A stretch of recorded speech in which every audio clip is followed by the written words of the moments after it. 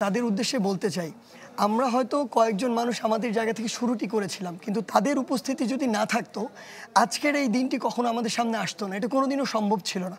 তাই আলটিমেটলি আজকে যা হয়েছে সেটা সম্পূর্ণ আসলে ক্রেডিটটি বাংলাদেশের মানুষের।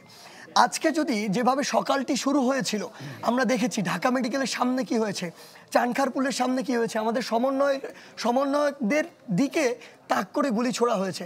হয়তো তাদের মধ্যে কেউ আজকে এখানে থাকতে নাও পারতেন, ভাগ্যক্রমে বেঁচে গিয়েছেন। সেই জায়গা থেকে আজকে এমন একটি দিন এই পর্যায়ে আমরা রয়েছি, এটি শুধুমাত্র সম্ভব হয়েছে বাংলাদেশের আপামর জনতা তাদের প্রাণের দাবিতে এই ফ্যাসিবাদ উৎখাত করার জন্য যখন রাস্তায় নেমে এসেছে।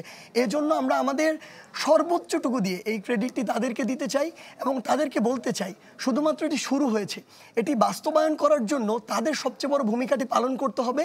কারণ কোনো দিন একাই 10 জন 20 জন মিলে একটি রাষ্ট্রকে সামনের দিকে এগিয়ে নিয়ে যাওয়া যায় না। প্রত্যেকটি মানুষকে তার নিজের জায়গা থেকে সর্বোচ্চ চেষ্টাটি করতে হবে, অন্যায়ের প্রতিবাদ করতে হবে।